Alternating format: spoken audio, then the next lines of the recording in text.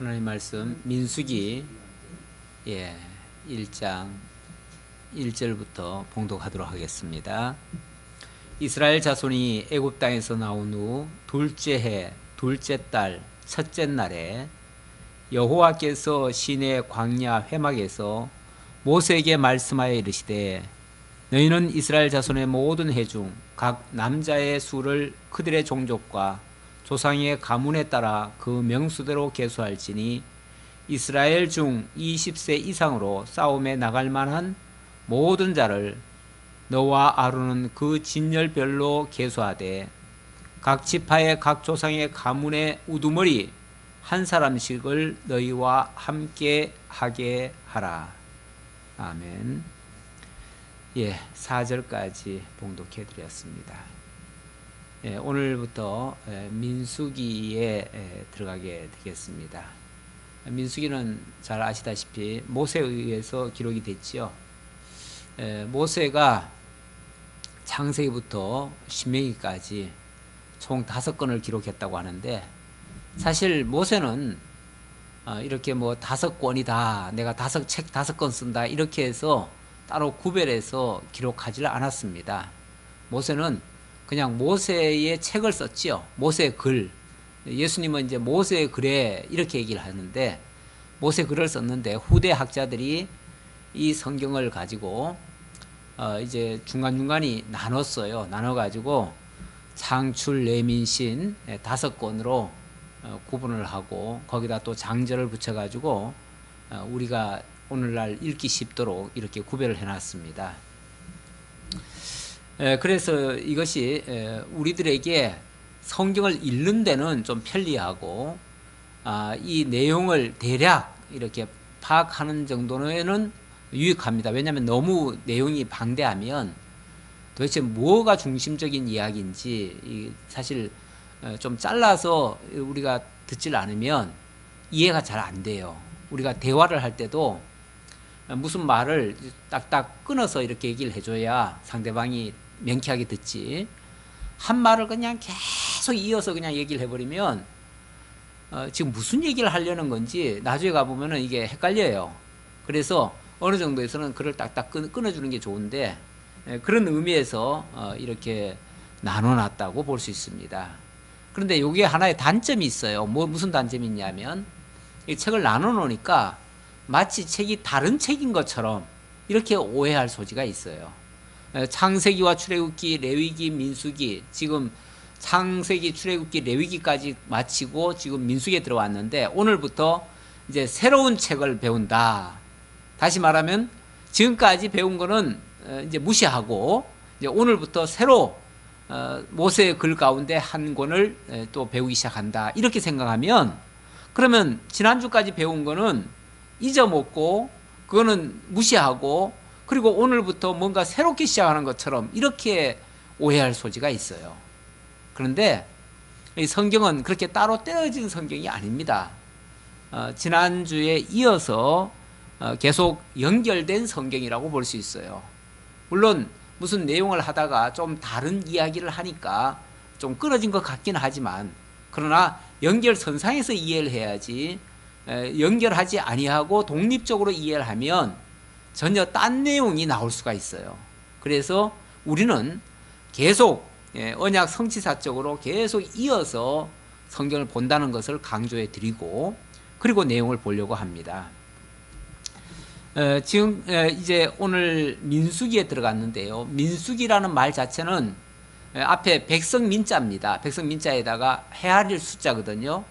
그러면은 이 말 뜻 그대로는 백성을 헤아리는 기록, 이 이야기죠. 백성을 헤아린 기록이다, 이렇게 말할 수 있는데, 이 민수기의 특징 가운데 보면은 이 첫머리에 들어가면서 백성을 헤아립니다.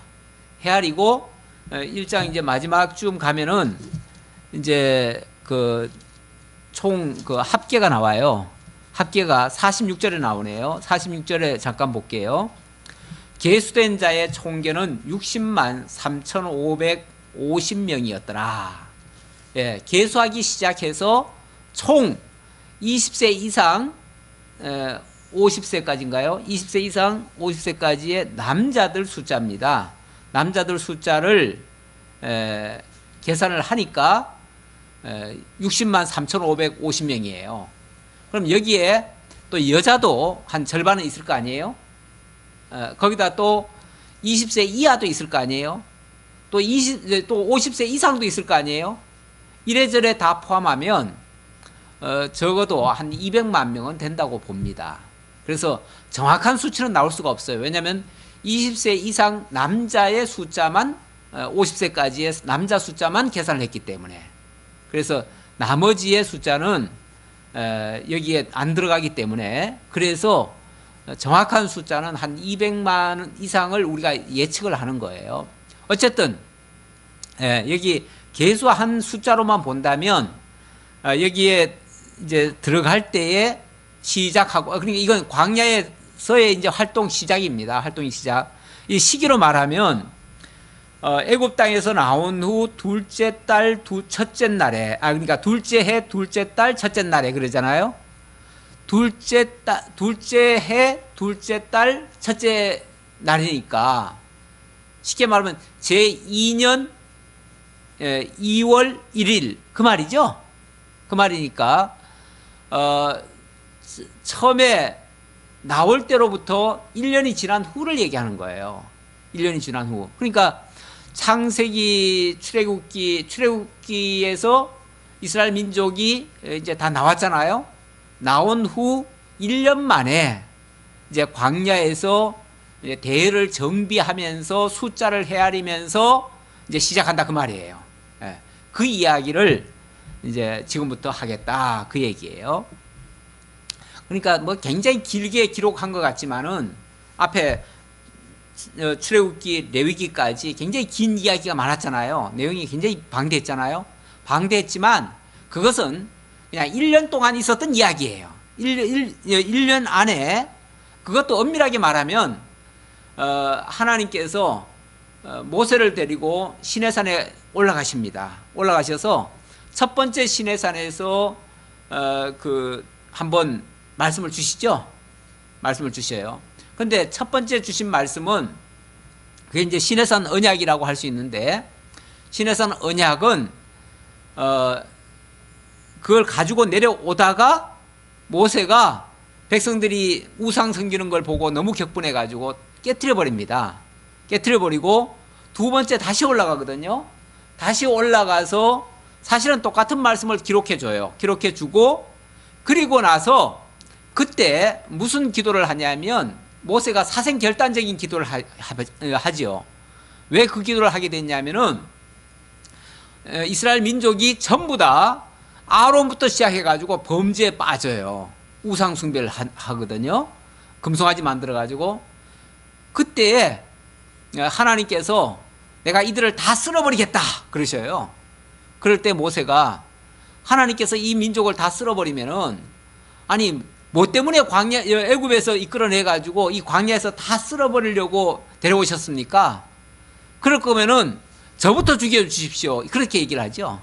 그래가지고 하나님께서 모세를 어찌 보면 용서해 주듯이 그렇게 얘기를 하십니다. 그러면서 다시 이제 사죄법을 주셔요. 다시 말하면 그렇게 범죄하고 잘못됐을 때에 그것을 사죄해 줄 수 있는 법, 그게 뭐죠? 그게 바로 제사법이에요. 그게 규례고, 규례 제사법.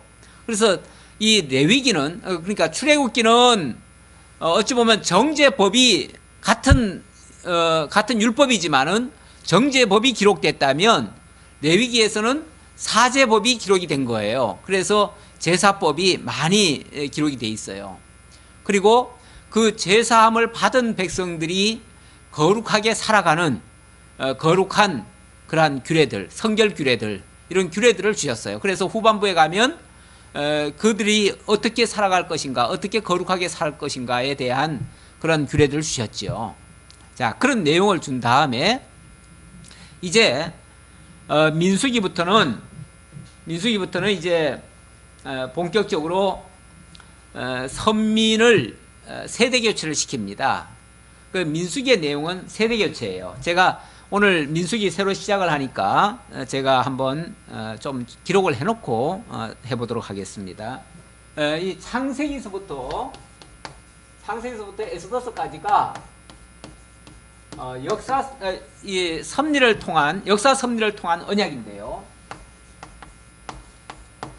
역사 섭리를 통한 언약입니다.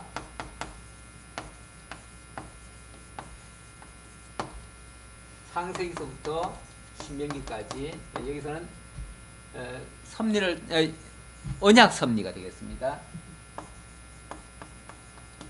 자, 언약 섭리. 뭘 언약하시는가? 제1장이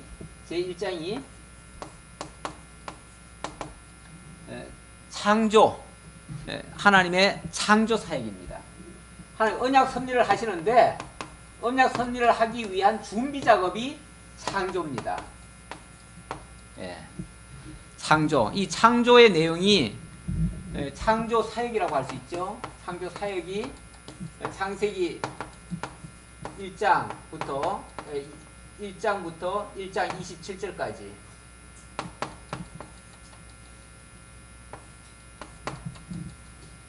그래 놓고 제2장이 드디어 언약 사역입니다. 하나님의 언약 사역. 하나님의 언약은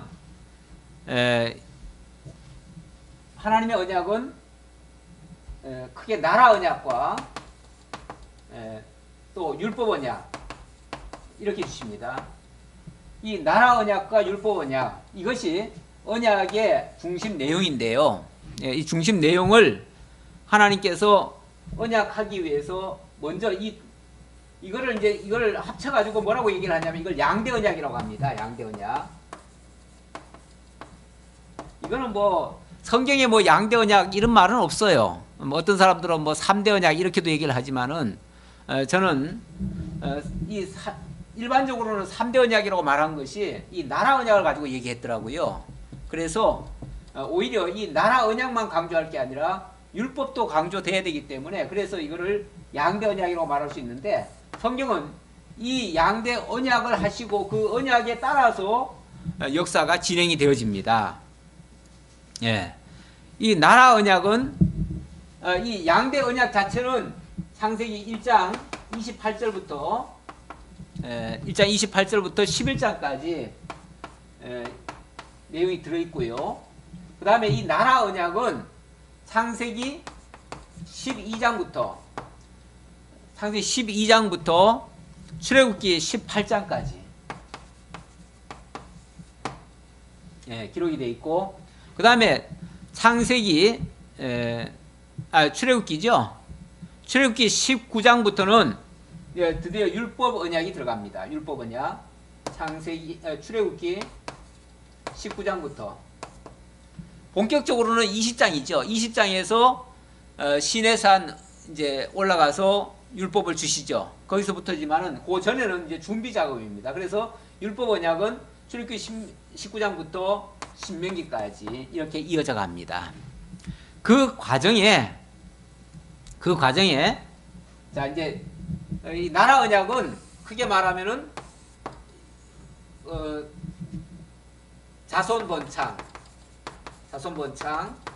땅 정복, 그 다음에 열왕이 되게 하겠다. 그 내용이죠. 그 내용이 나라 언약 안에 있고요. 그 다음에 율법 언약 안에는 시내산 언약, 여기서는 시내산 언약이 있고요. 첫 번째는 시내산 언약이 있습니다.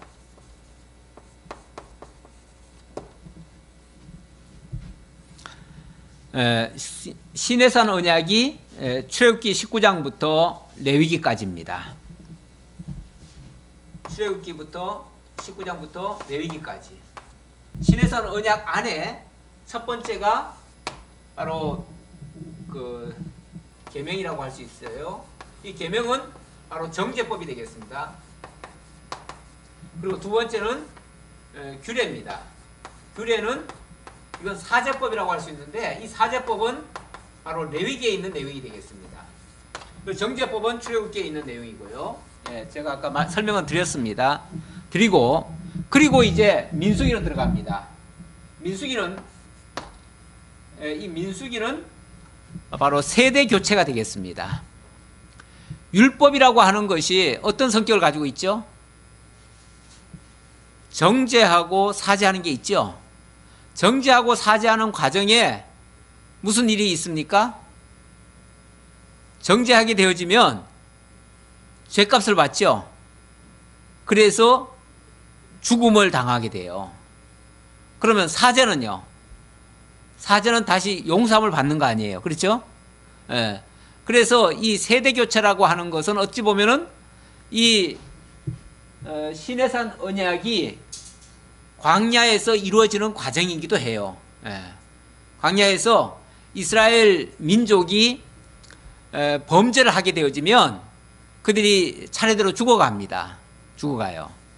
하지만은 하나님께서는 또 거기서 소망을 주시는 것이 뭐냐면은 2세대를 태어나게 해요. 광야에서 2세대를 태어나게 해가지고 그 2세대들을 통해서 다시 새로운 민족을 만들어 주셔요. 그러니까 과거의 옛사람은 다 죽어지고 새 사람으로 다시 태어나게 하는 거죠. 다시 살게 하는 거죠. 이것이 이제 신약으로 와 보면은 옛사람은 죽고 죄에 대해서는 죽고 의에 대해서는 다시 살아나는, 그래서 옛사람은 죽고 새 사람으로 거듭나는 그런 모습과 같은 거죠.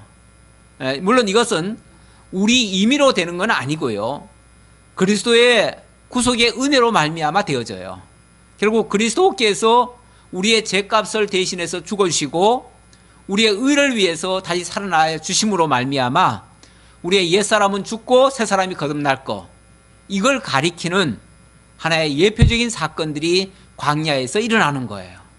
그래서 민수기는 크게 말하면 신약시대에 하나님의 백성으로 새롭게 태어날 사람들이 이제 과거의 옛사람은 다 벗어버리고 새사람으로 거듭나서 이제 중생해서 하나님의 사람으로 살아갈 거, 이것을 보여주는 그런 하나 예표적인 모습이다, 이렇게도 말할 수 있어요. 그래서 이제 오늘부터는 민수기니까요, 이런 건 이제 다 지우고 이제 민수기의 내용만 본다면은, 자, 민수기 자체는요 바로 선민의 세대교체라고 그랬죠. 세대교체. 자, 선민 세대교체인데 어떻게 세대교체를 시켜가시는가? 민수기의 전체 내용을 보면요 한 4가지로 나눌 수가 있는데, 1장부터 9장까지는 광야 생활을 준비합니다. 그러니까 세대교체를 위한 준비죠. 준비 작업. 하나님께서 첫 번째 언약 주실 때도 보면은 언약을 주시기 위해서 준비 작업이 창조라고 하는 걸 했잖아요. 지금 여기 선민의 세대 교체도 먼저 준비하기 위해서 이제 대회를 정비하는 그런 장면이 나옵니다. 그리고 두 번째는 10장부터 25장까지, 여기서는 이제 드디어 준비를 했으니까 세대 교체를 시키는데 시험을 통해서 세대 교체 시켜요.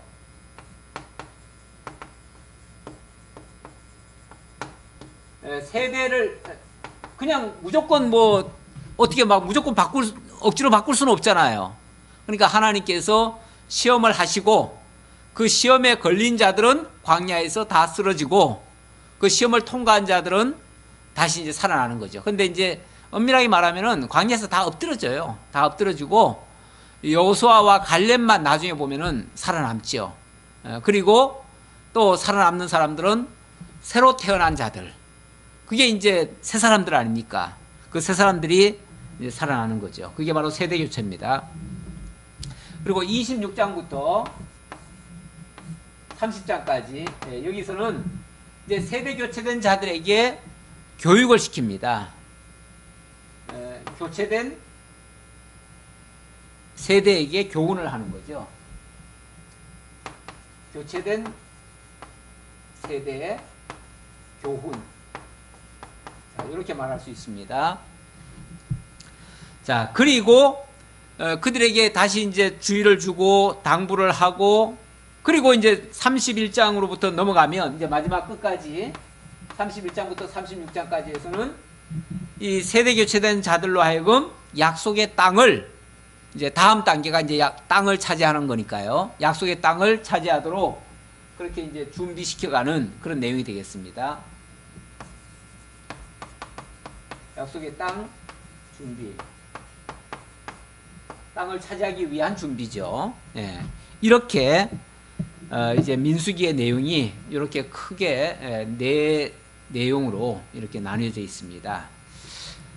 오늘 이제 첫 시간이니까 광야 생활 준비 어떻게 하는지 이제 좀 살펴보려고 하는데요. 자, 이제 광야 생활 준비 내용을 이제 좀 보도록 하겠습니다. 이 준비 내용. 이 준비는 먼저 대열 정비부터 합니다. 1장부터 4장에서 대열 정비. 뭐라도 일을 시작하려고 하면 우선 그 일을 미리 이제 계획을 세워야 되겠고요. 물론 뭐 하나님이 다 계획 세운 거고, 그 계획 세운 걸 가지고 이제 실제로 그들이 적용이 될 수 있는지 확인을 해야죠. 확인을 하고 이제 그걸 하나님이 준비한 것을 이룩하기 위한 그런 준비 작업을 해야 되는데, 그게 바로 대열 정비예요. 대열을 정비하기 위해서는 백성들을 일단 다 모으죠. 모으고 그들의 숫자가 얼마만큼 되는지 그것도 확인을 해야죠. 그래서 각 지파별로 여기 보면은 2절에 그 말이 나옵니다. 너희는 이스라엘 자손의 모든 회중 중 각 남자의 수를 그들의 종족과 조상의 가문에 따라 그 명수대로 계수할지니, 그러니까 지파별로 또 종족별로 다 이렇게 숫자를 헤아립니다. 헤아리고 그들로 하여금 그러려니까 각 조상의 가문의 우두머리 하나씩을 또 이렇게 뽑아야 돼요. 이런 일을 혼자 할 수 없잖아요. 혼자 할 수 없고 각 지파별로 거기 대표자를 두어서 그들로 하여금 그 일을 하도록 그렇게 해야지요. 이 대열 정비라고 하는 것이 오늘날 교회에 어떻게 보면 조직 정비하는 거나 비슷해요. 오늘날 교회에서도 우리도 지금 뭐 12월 달이면은 어떤 전도회를 위해서 뭔가를 지금 준비하고 또 내년을 준비하기 위해서 뭔가를 또 계획을 세워야 됩니다. 이렇게 하는데 이런 일들을 목사 혼자 할 수 없어요. 목사 혼자 할 수 없으니까 어떻게 해야 됩니까? 성도들의 대표들도 뽑아야 되고요. 또 성도들을 대신해서 일을 맡아서 할 사람들을 뽑아야 됩니다. 그래서 재직 총회도 하고 또 뭐 이제 공동의회도 할 거고, 그렇게 해가지고 뭔가를 준비를 해야 돼요. 준비를 하는데 그냥 목사 혼자 준비를 하는 게 아니라 같이 대표자들을 뽑아가지고 그들과 함께 하는 거죠. 함께 체계를 세워서 하는 거, 이것이 어찌 보면 대열 정비라고 할 수 있습니다. 이 대열이 잘 정비가 되면 일사불란하게 일이 되어집니다. 근데 이걸 정비를 안 해놓으면 그냥 자율적으로 자기 하고 싶은 대로 하고 하기 싫으면 말고 이래놓으면요, 그야말로 엉망진창 되죠. 일도 하다가 좀 힘들면 안 해버리고, 귀찮으면 안 해버리고, 날씨 추워버리면 안 해버리고, 뭐 그냥 하기 싫으면 다 안 해버리죠. 그러면 뭐가 돌아가겠어요? 일이라고 하는 거는 나 혼자만의 일이 아니에요. 다 엮여져 있어요. 엮여져 있기 때문에 내가 만약에 그 일을 안 하면요, 그 일은 여러 사람들에게 영향을 미쳐요. 그래서 남들까지도 못하게 만들어요. 그래서 뭔가를 우리가 계획을 세우고, 그래서 약속도 그렇게 해서 약속을 하는 거예요. 약속을 하면 내 약속이 하나 흐트러지면 여러 사람에게 다 영향이 미쳐져요. 그래서 그것을 방지하기 위해서 서로가 힘을 써야 돼요. 서로가 약속대로 하려고 해야 되고, 또 약속한 것은 반드시 손해가 날지라도 해야 돼요. 우리 성경적으로 말하면 하나님 앞에 서원한 것은 정말 손해 날지라도 반드시 지키라는 그런 말씀도 있어요. 예. 우리가 그런 정신을 가지고 있어야 돼요. 우리가 하다가 정말 힘이 도저히 미치지 못하고 또 환경이 도저히 안 돼가지고 못할 수는 있어요. 그럴 수는 있지만은 우리가 힘들다고 중간에 그만두거나 이러는 일은 절대 안 됩니다. 이 대열 정비라고 하는 것은 그런 것들을 좀 체계적으로 조직적으로 그렇게 할 수 있도록 만들어 놓는 겁니다. 그것이 교회는 꼭 필요하다는 거 우리 민수기를 통해서도 우리에게 교훈적으로 보여주고 있습니다. 자, 5절부터 볼까요? 너희와 함께 설 사람들의 이름은 이러하니 루벤 지파에서는 일단 1, 2장에서는 각 11지파를 대회를 정비합니다. 자, 대회를 정비하는데 1장부터 2장은 11지파에 대한 대열 정비입니다. 대열 지파고요. 그 다음에 3장부터 4장에서는 이건 레위 지파, 레위 자손, 레위 지파에 대한 대열 정비입니다. 이렇게 구분해서 봐야 되겠습니다. 자, 6절, 5절인가요? 너희와 함께 설 사람들의 이름은 이러하니 루벤 지파에서는 스데울의 아들 엘리술이요, 시므온 지파에서는 수리사떼의 아들 슬루미엘이요, 유다 지파에서는 암미나답의 아들 나손이요, 이스갈 지파에서는 수알의 아들 느다넬이요. 이게 각 지파별로 쭉 얘기를 합니다. 어디까지 얘기하냐면요, 자 15절 봅시다. 납달리 지파에서는 에난의 아들 아히라인이라 하시니 그들은 회중에서 부름을 받은 자요 그 조상 지파의 지휘관으로서 이스라엘 종족들의 우두머리라. 자, 각 지파의 우두머리 대표자를 이렇게 세웠다 그 말이죠. 세워놓고 17절 모세와 아론이 지명된 이 사람들을 데리고 둘째 달 첫째 날에 온 회중을 모으니 그들이 각 종족과 조상의 가문에 따라 20세 이상인 남자의 이름을 자기 계통별로 신고하며 여호와께서 모세에게 명령하신 대로 그가 시내 광야에서 그들을 계수하였더라. 자, 이제 각 지파의 우두머리를 세워놓고 지파별로 다 헤아리라고 했어요. 그리고 어느 날 날짜를 딱 정한 거예요. 둘째 달 첫째 날에 오늘은 다 집결해라. 그래가지고 지금까지 조사한 거 다 보고해라. 이래야 이제 일이 되는 거예요. 일이라고 하는 거 혼자 그거 다 세려고 하면 언제까지 세겠어요, 그거. 아마 그 숫자 세는 것만 해도 몇 년을 세야 될지도 몰라요. 그러니까 이거를 각 그 지파별로 나눠놓고 우두머리한테 명령하고 우두머리는 또 그 아래 또 사람들에게 또 명령했겠죠. 이렇게 해가지고 차례대로 일을 하도록. 이 교회도 그래서 각 그 은사를 맡은 자, 그러니까 그런 걸 잘 할 줄 아는 사람이 바로 은사 맡은 자예요. 그 은사 맡은 사람 또 힘도 있어야 될 거 아니에요. 힘도 있어야 되니까 아무래도 나이도 어느 정도의 좀 젊은 사람이 일을 할 수 있는 사람이 또 어느 정도의 또 경륜도 있어야 되니까 아주 나이가 어리면 안 되고요. 또 어느 정도의 또 나이는 또 있어야 되고 그래서 적절하게 그것을 맞춰가지고 그런 사람을 세워놓고 그런 사람이 또 그 아래 사람들을 또 다스리도록 그렇게 하라는 거죠. 자, 20절입니다. 이스라엘의 장자 루벤의 아들들에게서 난 자를 그들의 종족과 조상의 가문에 따라 20세 이상으로 싸움에 나갈 만한 각 남자를 명수대로 계수하니 루벤 지파에서 계수된 자는 46,100명이었더라. 이제 각 지파별로 숫자가 나와요. 22절은 시몬 자손들인데요. 거기는 보니까 23절에 시몬 지파에서 계수된 자는 59,300명이었더라. 또 24절, 25절에는 갓지파인데요. 갓지파는 45,650명이었더라. 또 26절부터 27절은 유다지파인데요. 유다지파는 74,600명이었더라. 유다지파는 조금 많죠. 아무래도 유다지파는요 다른 지파보다 하나님께서 축복할 때도 엄청 많은 그 복을 주셨어요. 그리고 유다 지파는 사실은 네 번째 아들입니다. 네 번째 아들이지만 마치 장자와 같은 그런 아들로 하나님께서 약속을 했어요. 왜냐하면 그 유다 자손에게는 왕의 홀이 날 것을 예고해 주셨고, 그리고 뭐 사자처럼 뭐 삼킬 것을 약속해 주셨고, 그래서 용맹스럽고 어디든지 가면은 승리하고 항상 앞장서서 뭔가를 할 수 있는 사람. 아무래도 이런 사람이 뭘 해야 됩니까?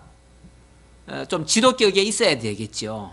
그래서 나중에 이스라엘 민족 12지파를 이끄는 그 선봉의 유다 지파를 앞세웁니다. 아무래도 하나님께서 축복도 가장 크게 해주셨고, 또 그들 중에 가장 또 실제로 용맹한 사람들이 많이 나왔고요. 그 나중에 보면은 이 지파에서 이스라엘을 인도할 자들이 나오고, 나중에는 왕도 여기서 나오게 됩니다. 그래서 이스라엘 민족의 매우 중요한 사람이다. 이런 식으로 이제 각 지파별로 쭉 얘기를 하고요. 그 다음 32절 봅시다. 32절과 33절에는요, 요셉의 아들 에브라임의 아들에게서 난 자를 그들의 종족과 조상의 가문에 따라 20세 이상으로 싸움에 나갈 만한 자를 그 명수대로 계수하니 에브라임 지파에서 계수된 자는 4만 500명이었더라. 그리고 또 므낫세의 아들들에게서 난 자를 그들의 종족과 조상의 가문에 따라 20세 이상으로 싸움에 나갈 만한 자를 계수하니까 거기서는 3만 2,200명이었더라. 여기는 지금 요셉의 아들 이렇게 말을 했죠. 요셉의 아들에게는요, 두 지파가 있습니다. 요셉은 원래는 야곱의 12아들 가운데 요셉이지만은, 요셉은 사실 이방으로 넘어갔잖아요. 애굽에 갔잖아요. 애굽에 갔기 때문에 하나님께서 이 야곱을 통해서 요셉의 두 아들 에브라임과 므낫세에게, 그러니까 요셉에게는 두 몫을 준다고 얘기를 했고, 요셉은 그 명단에서 빠지는 대신에 요셉의 두 아들이 지파가 되어집니다. 그래서 에브라임과 므낫세 두 아들에게 야곱이 직접 손을 어금 맡겨가면서까지 축복을 하죠. 그래서 요셉에게는 두 몫을 주는데, 이것이 원래 장자에게는 두 몫을 줬어요. 그런데 요셉은 그 장자가 아니지만은 마치 장자와 같은 그런 복을 받은 겁니다. 물질적으로 복을 받았어요. 그리고 그들 가운데서 또 지도자가 나올 거라고 얘기를 했는데, 이스라엘을 인도할 자가 나올 것이라고 얘기를 했는데, 거기서 나중에 보면은 여호수아가 나오죠. 그래서 여호수아가 이스라엘 민족을 약속의 땅 가나안으로 인도해주는 진짜 목자가 됩니다. 인도자가 되어지죠. 자, 그렇게 아주, 그래서 이 요셉 그 아들들도 매우 중요하다는 걸 말씀드리고요. 그 다음 쭉 내려가서요, 어디를 보냐면 43절 봅시다. 43절에 보면 납달리 지파가 나오는데요, 납달리 지파에서 계수된 자는 53,400명이었더라. 그리고 이제 이 부분에 대한 정리입니다. 44절. 이 계수함을 받은 자는 모세와 아론과 각기 이스라엘 조상의 가문을 대표한 12지휘관이 계수하였더라. 이거는 모세가 계수한 게 아니에요. 모세가 계수한 게 아니라 모세가 세워준 12우두머리들, 바로 그들이 사령관인데 12지휘관이라고 할 수 있는데, 그 사람들이 각 자기 지파의 인구를 조사해서 이제 보고를 한 겁니다. 이같이 이스라엘 자손이 그 조상의 가문을 따라 20세 이상으로 싸움에 나갈 만한 이스라엘 자손이 다 계수되었으니 계수된 자의 총계는 60만 3,550명이었더라. 자, 이렇게 해서 60만 3,550명이 이제 정리가 됐습니다. 이들이 어쨌든 이스라엘 민족을 이끌 이제 병사들이 되는 거예요. 병사들. 이제 20세 이상으로 50세까지의 남자로 이렇게 한정해서 숫자를 헤아린 것은요, 그들이 어쨌든 이스라엘 민족을 이끌고 나갈 군인들이 되기 때문에 그렇습니다. 물론 뭐 군인이라고 해가지고 지금처럼 이렇게 뭐 뭔가 무기가 들려져 있는 그런 군인은 아니에요. 하지만 그래도 이스라엘 민족을 이끌고 갈 만한 힘을 쓸 사람들이에요. 예. 그 사람들이 60만 3,550명입니다. 그래서 다른 그 가족들, 어린 자들이나 나이 많으신 분들은 그들은 이제 나중에 그 가옥에서 그냥 지내지요. 가옥에 지내지만은 이 사람들은 무슨 일만 있으면 항상 앞장서 가지고 앞에 나와서 그 대열을 서고 이들이 이제 뭐 무슨 이제 대적이 쳐들어오면 대적을 막는 역할도 하고요. 또 이스라엘 민족을 보호하는 역할도 하고요. 그래서 보호하거나 무슨 일만 있으면 자관 이들이 앞장서서 일하는 사람들이에요. 예. 그렇게 이제 일꾼으로 세워놓은 겁니다. 쉽게 말하면은. 자, 그 다음 47절부터 보겠습니다. 그러나 레위인은 그들의 조상의 지파대로 그 계수에 들지 아니하였으니 이는 여호와께서 모세에게 말씀하여 이르시되 너는 레위 지파만은 계수하지 말며 그들을 이스라엘 자손 계수 중에 넣지 말고 그들에게 증거의 성막과 그 모든 기구와 그 모든 부속품을 관리하게 하라. 그들은 그 성막과 그 모든 기구를 운반하며 거기서 봉사하며 성막 주위에 진을 칠지며. 자, 이건 무슨 얘기죠? 레위 지파는 따로 뽑으라고 그랬죠? 따로 빼내라고 그랬죠? 그래가지고 그들은 계수에 넣지 말래요. 아예 계수에 넣지 말고. 왜냐하면 그들이 할 일은 따로 있다 그 말이에요. 그들의 역할은 따로 있어요. 그들은 나중에 보면은 이제 대회를 이렇게 동서남북으로 짜가지고 앞에 유다 지파 중심 앞장서 가지고 유다 지파가 이끌고 가고, 이 동쪽이면 이쪽을 동쪽이라고 해야 되나요? 오른쪽을 동쪽이라고 합시다. 그러면 여기가 동쪽이 여기에 이제 유다 지파를 중심으로 해가지고 세 개 지파가 있고요. 또 뒤쪽에도 세 개 지파, 여기도 세 개 지파, 여기도 세 개 지파, 이렇게 해서 12지파가 에워 싸우게 하고요. 그리고 요 가운데에 이제 회막을 가운데 둡니다. 그리고 그 회막을 보호할 자들이 누구냐면 바로 레위 지파예요. 그래서 레위 지파는 따로 이 성막을 보호해야 될 책임이 있어요. 다시 말하면 이 12지파는 이스라엘 민족을 보호해야 될 책임이 있고 레위 지파는 성막을 보호해야 될 책임이 있는 거예요. 그래서 이 역할 분담을 하기 위해서 오늘날로 말하면 이 교회의 일이라고 합시다. 예를 들어서 교회 일이라고 하면 교회의 예배나 이런 것들은 사실 뭐 목사가 이걸 책임을 지고 해야지요. 해야 되고 또 교회의 전반적인 봉사활동 할 것들이 또 많습니다. 그런 것들은 어떻게 보면 집사님들이 그걸 또 맡아서 이걸 또 감당해야 되는 책임이 있는 거죠.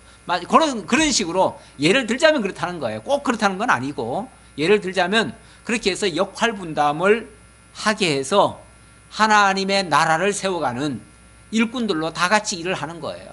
결과적으로는 같은 일을 하는 거예요. 같은 일을 하지만은 그러나 표면적으로 보면 이렇게 역할 분담을 하고 있다. 그 말입니다. 자, 그 다음 51절입니까? 51절. 성막을 운반할 때에는 레위인이 그것을 걷고 또 성막을 세울 때에는 레위인이 그것을 세울 것이요 외인이 가까이 오면 죽일지며. 여기 좀 심각한 말씀이 하나 나오네요. 이 성막, 이 회막이죠. 이 성막이죠. 성막. 이 성막은 누가 감당하라고요? 레위인이. 이 칠 때도 레위인이 치고 거둘 때도 레위인이 거두고 여기는 다른 사람들이 참여 못하게 해요. 사실은 다른 사람들이 얼마든지 같이 도와줄 수도 있잖아요. 그런데 그들은 아예 참여를 시키지 말래요. 어찌 보면 예배에 관한 거, 이 성막에 관한 거, 예배에 관한 거라면은 예배에 관한 거는 오늘날로 말하자면 예배에 관한 거는 목회자에게 주어진 고유 또 권한일 수도 있어요. 고유 권한. 이 고유 권한이라고 하는 거는 다른 사람이 침범을 못한다는 의미에서의 고유 권한입니다. 그래서 오늘날 이 말씀을 증거하고 선포하는 이 역할에는 사실은 목회자에게 어찌 보면 정권이 주어져 있죠. 그런 거나 비슷해요. 예를 들자면 그렇다는 거예요. 물론 오늘날은 구약시대처럼 그렇게 아주 딱 구분을 딱 해놓지는 않아요. 왜 그러냐면 오늘날은 너희는 거룩한 제사장이다. 또 만인 제사장처럼 오늘 얘기하잖아요. 그래서 서로 섞일 수도 있긴 있는데 그래도 엄연히 구별할 거는 좀 구별돼야죠. 이걸 만약에 구별을 안 해놓으면 예를 들어서 예배하는데도 말씀 전하는데도 예를 들어서 성도들이 다 참여를 해버리면 뭐가 되죠? 그러면 말씀 자체의 기준이 흐트러져 버리죠. 그렇게 되어지면 하나의 일관된 말씀, 메시지가 못 나가죠. 말씀이 막 섞여버리죠. 말씀에 대해서 막 타치를 하고 예배에 대해서 타치를 하고 이렇게 되어지면 하나의 일관된 그 말씀 선포가 안 되어집니다. 그래서 그것은 어느 정도는 이렇게 좀 나눠줄 필요가 있다. 그렇게 말씀드릴 수 있겠습니다. 자, 52절. 이스라엘 자손은 막사를 치되 그 진영별로 각각 그 진영과 궁기 곁에 칠 것이나. 예, 보세요. 조금 전에는 이제 성막을 얘기했잖아요. 성막은 레위인들의 고유 권한으로 이렇게 이제 관리해라라고 얘기를 했고, 그 다음에 막사. 이 막사가 또 이 안에 있어요. 막사들이. 이 막사는 쉽게 말하면 백성들이 사는 곳 아닙니까? 그것은 누가 하라고요? 그것은 각 진영별로 진영과 궁기 곁에 칠 것이나, 거기에 이제 어찌 보면 이스라엘 그 병사들이 그 일을 해야 된다 그 말이죠. 이렇게 해서 역할 분담을 시켜주라 그 얘기예요. 레위인은 증거의 성막 사방에 진을 쳐서 이스라엘 자손의 회중에게 진노가 임하지 않게 할 것이라. 레위인은 증거의 성막에 대한 책임을 지킬지니라. 이렇게 증거의 성막에 대해서는 레위인이 책임을 지고, 또 이 막사에 대해서는 유대인 병사들이 책임을 지고, 이 막사는 사실은 이 안이 아니라 이 바깥에 있다고 봐야죠.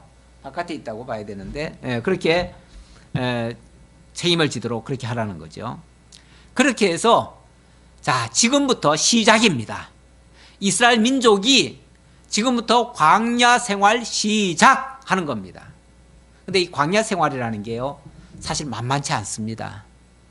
오죽하면 사실 이스라엘 민족이요, 출애굽해가지고 약속의 땅 가나안까지 가려면은 얼마나 걸리죠?